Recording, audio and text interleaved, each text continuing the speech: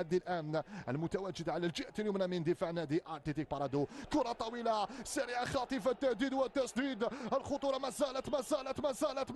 ماذا قال حكم المباراة؟ ليس هنالك ولا شيء. الكرة ما زالت قائمة بالراس.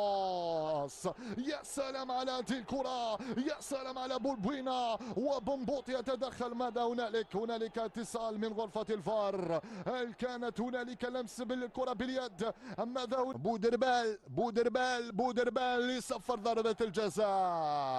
ضربة جزاء لمصلحة عناصر اتلتيك بارادو. من سيتولى مهمة التنفيذ؟ يتوعد البلبوينة. هل ستحرك الشباك وتحرك عدادك التهديفي وإنهاء أحداث الشوط الأول بالتقدم، أم سيكون لبنبوط رأيا آخرا؟ يتقدم، يضرب كرة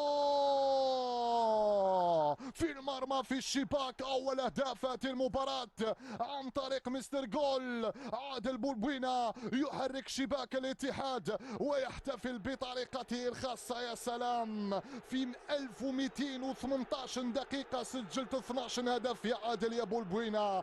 نعم عادل.